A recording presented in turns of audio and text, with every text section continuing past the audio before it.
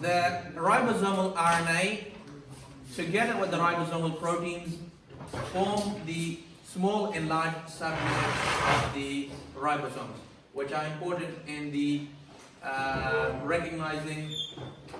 So it has the enzymes which form the bond between the amino acids, okay, and also hold the RNA, messenger RNA, and the tRNA together. So when it forms the complementary base pairing between the anticodon and the codon, and then it also helps in joining the amino acids, okay? So it has the enzymatic activity to join, form what sort of bonds? Peptide bonds, okay? So that's the function of the tRNA and the ribosomal RNA, okay? The ribosomal RNA and the protein. How does translation happen? So it happens in 3 steps. We have initiation, elongation, and termination, okay? So in terms of the start of translation, remember that the start of translation is at the AUG, okay? AUG is start of translation. Is that the start of transcription? No. No. G is the AUG is the start of translation, not transcription. Yeah. Okay. What happens in the first stage in initiation? So we get the small subunit of the ribosome. Okay. So remember the 2 subunits together with the mRNA and the tRNA bind. Okay.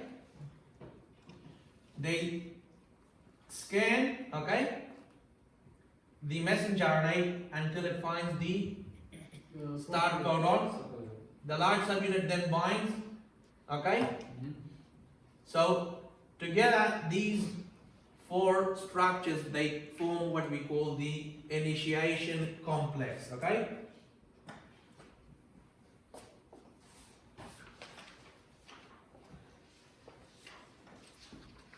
All right. Once they hit the first AUG, okay? So they'll scan, they'll encounter the first AUG and it forms, so the large subunit then binds, okay?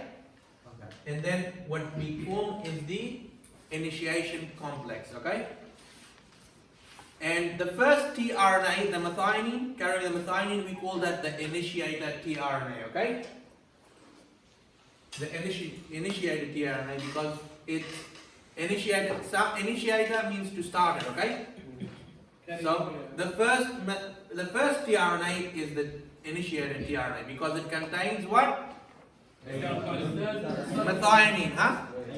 Methionine. So that's why it's called initiator. You see, it's carrying the methionine. Which is MG. So let's go again. You got the small subunit, the messenger RNA binding together. The initiator tRNA binds, it scans the mRNA going along, finds the AUG, large subunit binds, and this whole structure bound together is called the initiation complex. So, small subunit, messenger RNA, initiator tRNA, bind together, scan the messenger RNA, finds the AUG, large subunit binds, forms the initiation complex. Then the next step is called elongation, lengthening the polypeptide. So the first initiator tRNA is carrying methionine, huh? Then based on this sequence, the next tRNA will come along. So AGU will be carrying which tRNA will come? If it's AGU. AGU, so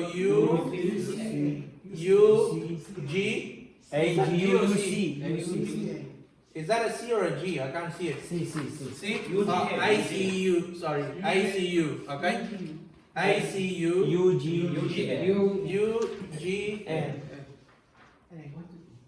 UGN. I.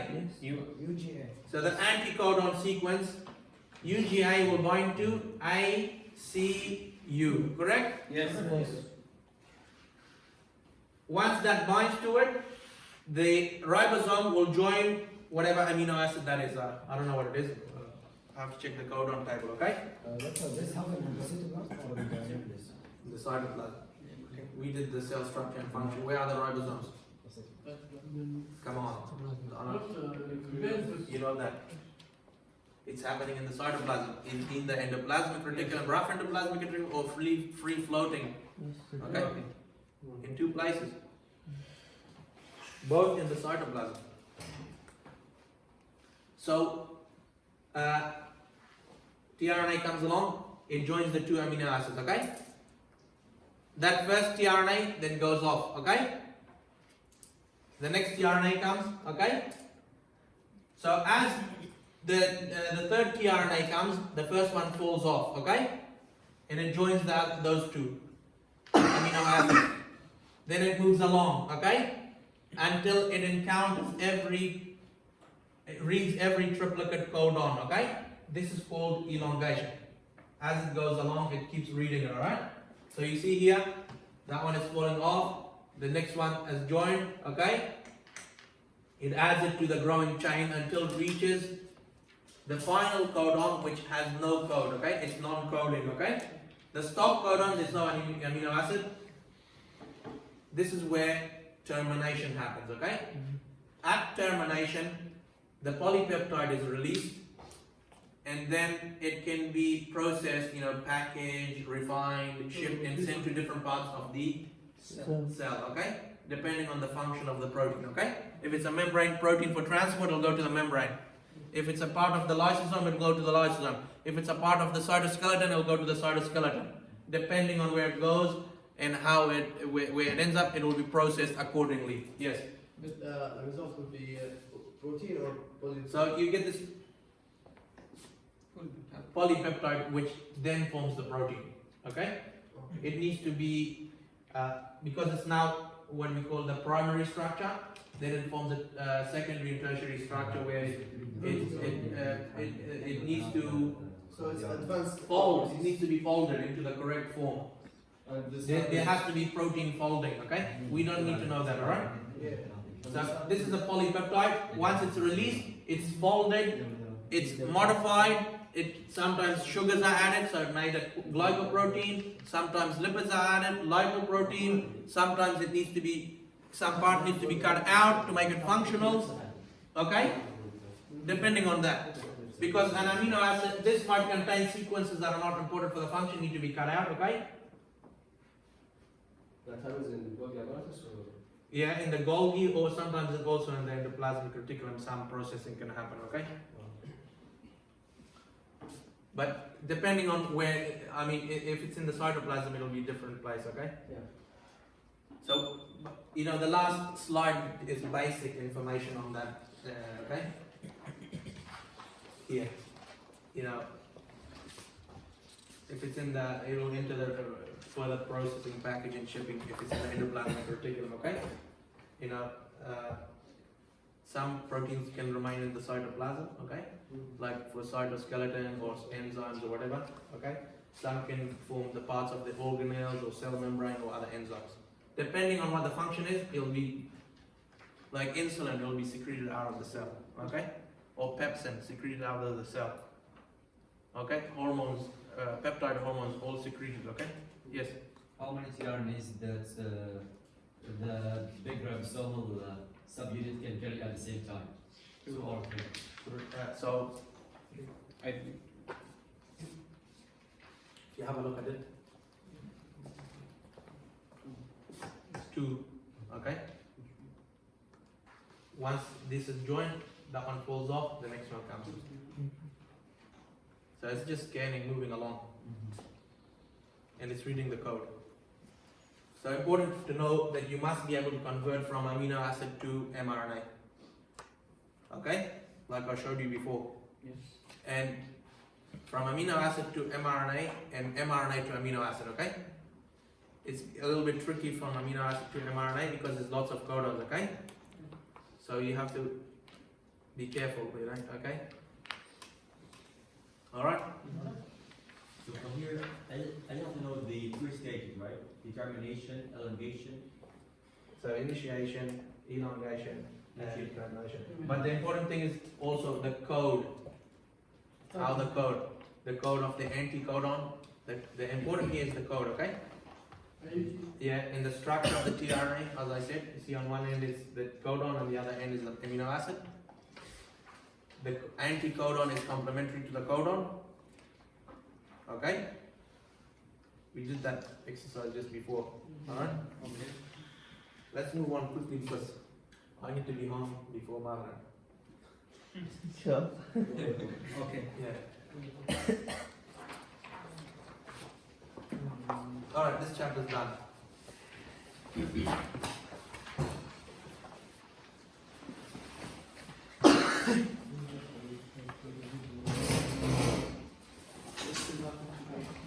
Huh? How many slides? 50. We'll go through it quickly because a lot of it is simple stuff. Huh? The only figure is the codon table.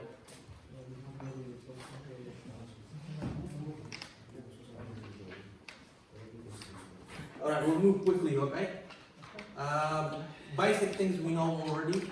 I won't cover them very well. You know, genetics, we know what's the study of inheritance, okay? Transmission of genes. A gene we already studied, you know, short segments of DNA containing proteins, make code for protein. And the location on the chromosome is known as the locus, okay? Where it's found, a gene, particular gene. The locus is referring to location, okay? A genome, okay? Genome is the sum of all the DNA, okay? Yeah. So of a cell, of an organism, all the genes, coding, non-coding, okay? I recommend you read this section on the book, okay? More carefully.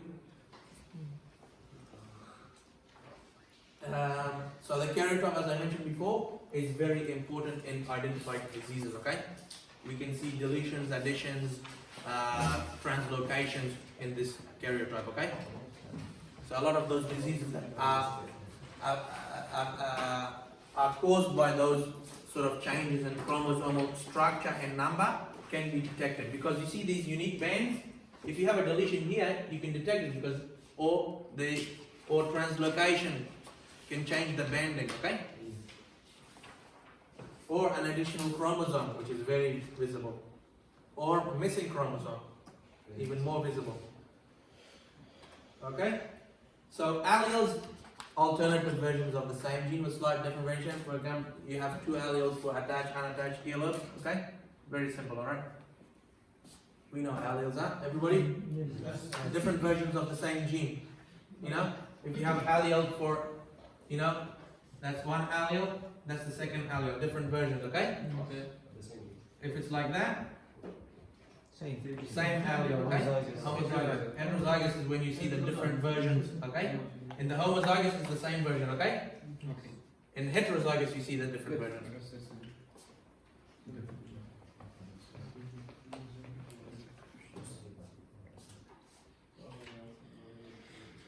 So homozygous, the same. Heterozygous, different alleles, okay?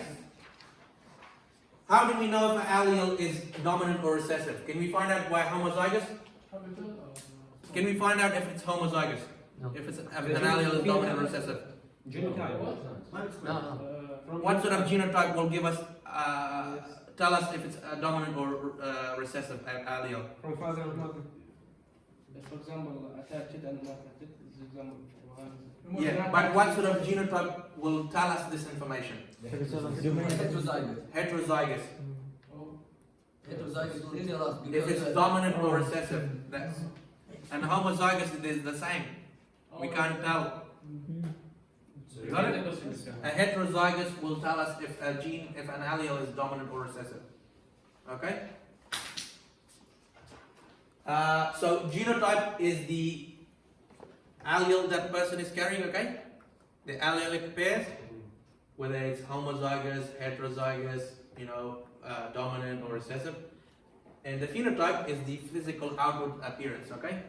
Straight. Not always we see this, okay? Like in blood types we don't see it, okay? But most of the time we see it like, hair color, eye color, skin color. The blood type we don't see, okay? You can detect it chemically, okay? I can't tell what blood type you have, can I? But I can tell what hair color you have. If you have attached or unattached, long fingers, short fingers, I can tell those things. So not always you can see the traits, okay? We can observe those traits by using chemical assays or tests. I have another. Yes. If someone told of this, it's depends on recessive or not. This is this is incomplete dominance. Incomplete dominance. Polygenic trait. Doctor, what is the difference between complete dominance and codominance? We'll get to that later. Okay? When I get to it. So that's some of the traits, okay? Important to know, okay? So make sure, I'm not going to go through these, okay? You know which one is dominant and which one is recessive of these, okay? So make sure you know the widow's peak is dominant over straight hairline.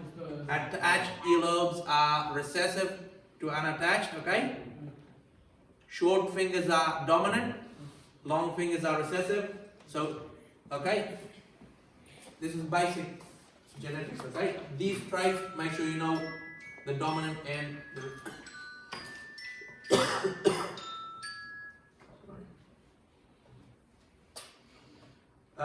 okay. So you know about Mendel, he came up with these genetic laws. So not all of them, alright?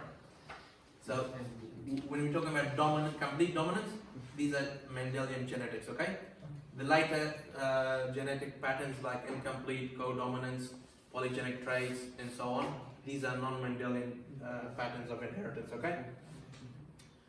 And remember, he did his studies on the P, he looked at texture, color, and so on, okay? He found that there were factors, okay, these hereditary factors, that they unite, okay? What do we call them? We call them genes, okay? The genes, the alleles, alright? We call them today genes, but he didn't have that information. He called them factors, okay? So they separate in the gametes, okay, during meiosis. So remember, if you have a genotype, this is your genotype. What will be the genotype of your gametes? The genotype of your gametes. So you will have one gamete with A, the other one with small. So 50-50 of each. Yeah. 12. Yeah. So you got that? Yeah. So those genes or factors, he said that they united during fertilization, okay? And they separate again when the gametes form, the sperm and the egg, okay? So that's what's happening. Based on his experiments, this is what he proposed. That's what's happening to these factors. So he did some crosses. The first type was a monohybrid cross, and he also did a dihybrid cross. So when we're talking about a monohybrid cross, what sort of cross is that? What sort of trait we're looking at? Which one?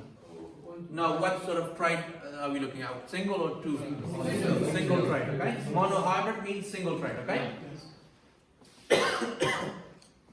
So in a monohybrid cross, we start with what? Single trait. We start with purebreds, huh? Oh. A homozygous dominant. So in this case, he started with yellow, purebred, green, okay, peace, okay? Yeah. So they're purebred, they mean they're homozygous, okay?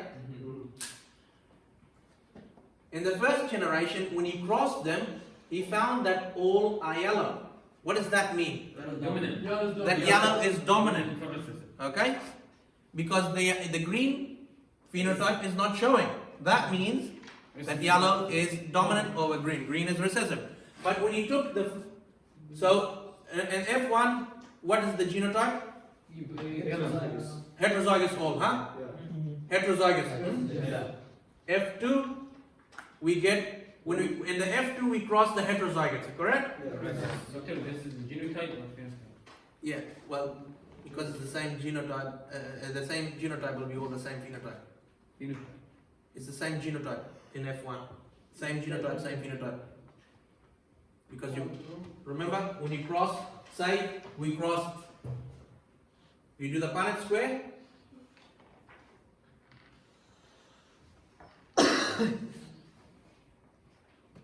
All right. What do we get? All. No, should be. No, sorry. I'm doing this cross. Okay. Yes, in the second. So the first cross, not the F1. So the offspring of this cross are called F1. Okay.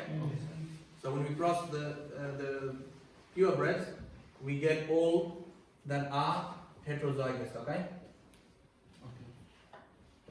So 100% heterozygous. Okay. So the phenotype and genotype is the same, 100% in the F1. But when you cross the F1 with itself, you get the ratio of 3:1, okay? Yeah. That's the phenotypic ratio. 3 yellow to 1 Green. green. So is the green homozygous or heterozygous? Homozygous. How many homozygous do we have in there? 1, 2. 2 homozygous. Yeah. One yellow one. One dominant. Yes, Let's do it, okay? Don't forget that, okay? Oh, okay. Still the genotype would be 1 to 1. Yeah. No.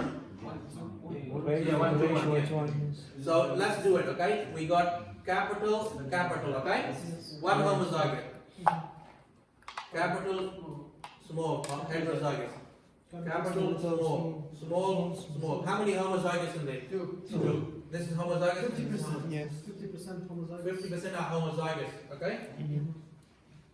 I'm not asking for the genotype, I'm asking whether they're homozygous or not, okay? If I said how many are homozygous dominant, then you would say 25%, 1, okay? So the ratio, the phenotypic ratio is 3 to 1, okay? These are all yellow and 1 is green. But genotypically, we have 1 homozygous dominant, 2 heterozygous dominant, 1 homozygous recessive. 1 to 2 to 1. So that's a monohybrid cross. I think it's fairly easy. Yeah. This is phenotype or genotype? One. That's the genotype. Phenotype 3 yellow, 1 Yeah. And as I just demonstrated to you, we use Punnett squares to do this. I will not go through this, okay? Okay. So Punnett squares can be used to determine the genotypic and phenotypic ratios of a cross. Okay. I think that's fairly simple.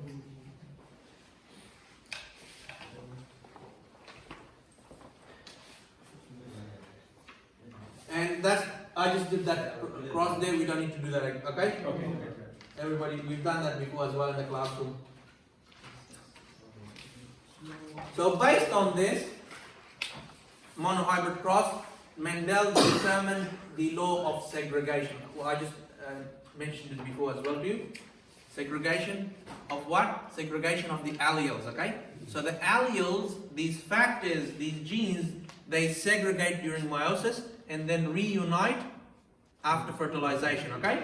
So if you had the genotype A, capital, small a, during meiosis, what would your gametes have? So one of your gametes will have capital A, the other gametes will have a small. You see the alleles segregated. Yeah. And then, say another female has capital A, small a, okay? The gametes segregated here, okay? Oops. If this egg was fertilized by this sperm, you see the gametes are reuniting again. What do you get? The genotype would be capital A, capital A. Homozygous. Very dominant. Do you see how this Punnett square is doing the same thing? Yes. It's giving you the possible outcomes of fertilization. So the Punnett square gives you the possible outcomes of fertilization. We write the gametes on one row, and then column we write the other gametes for the male or female, alright? And then we do crossings. So basically what I did here is just what you're doing here, okay? So that's what's happening. This is the law of segregation. Each of the alleles, each of the gametes will contain one allele, and then when the fertilization happens, those alleles from each gamete reunite again. So basically, you're going to haploid, then back to diploid, alright? In terms of humans. So that is the law of segregation, okay? And it was established based on this monohybrid cross, okay?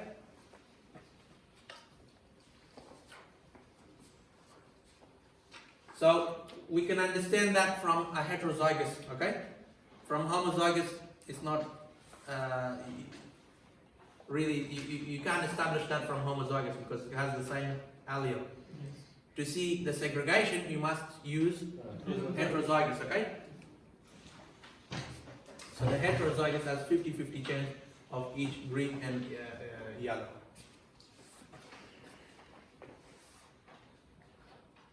And the allocation of the allele is random, okay? So a random sperm can fertilize a random egg, okay? Random fertilization. Yeah. Random. There's no, you can't select A and then fertilize with B. That's not happening. Random. Okay, so we talked about dominant and recessive. Some traits are dominant, some traits are recessive, okay? So dominant masks the expression of the recessive. It overpowers it, okay? But this does not mean that dominant is more prevalent in the population, okay? Dominant and recessive is no indication of the prevalence in the population. It's only to do with the expression, okay, of the particular allele. So you see here, albinism, which is a mutation in a particular pigment, the melanin, okay? It's recessive. You must have two of the alleles for albinism to become recessive. If you have one allele for albinism and one for normal, you're a carrier, but you have normal skin. This is recessive and dominant. In widow's peak, you know, the widow's peak is dominant over the straight hairline. So if you're heterozygous, do you have widow's peak or straight hairline? Widow's peak. Because widow's peak is dominant, okay?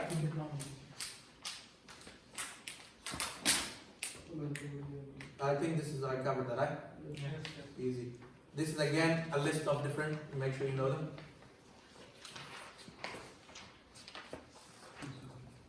So in terms of recessive alleles, you don't get any disadvantage, okay, usually, but sometimes there is in the case of cystic fibrosis.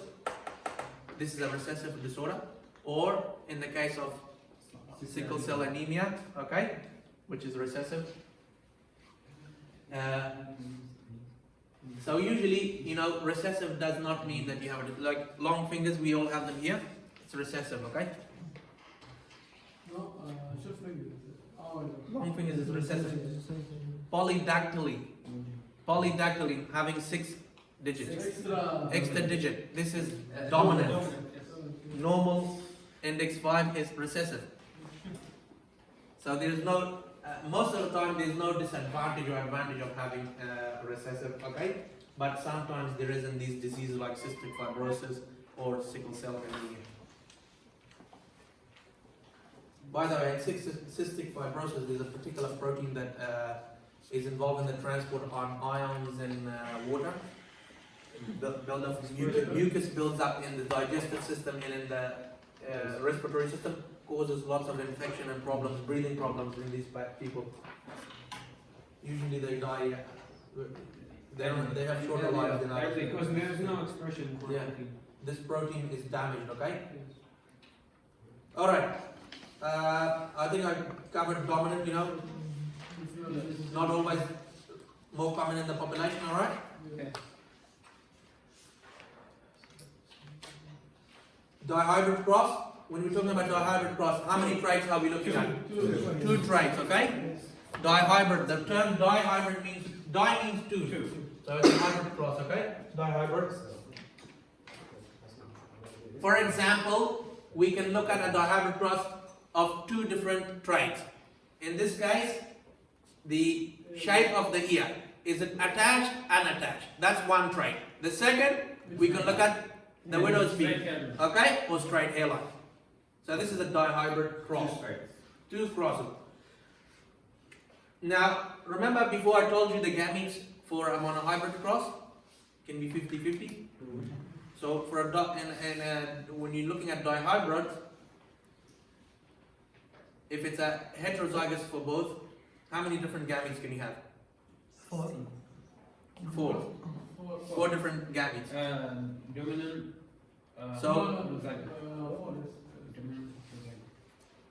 Now let's go through it and then you will see what I mean. Okay. So in a dihybrid cross, similarly to monohybrid cross, you start with purebreds. Okay. So both of you start with homozygous dominant and homozygous recessive. So you cross them, you get all the F1s are heterozygous dominant. Okay. So heterozygous dominant. So you start with homozygous dominant, homozygous recessive, and all of the offspring in F1 are heterozygous dominant. Okay? Yes. And what would say if it is dominant and the other is no? One homozygous and the other is heterozygous. What do Yeah. we call them? Huh? What do we call the whole thing? Homozygous, heterozygous? Which one? We say homozygous for one and heterozygous for the other. No, we didn't. So homozygous attached, Yeah. So okay, everything is general. and heterozygous straight. Sorry, so to speak. Depending on, yeah.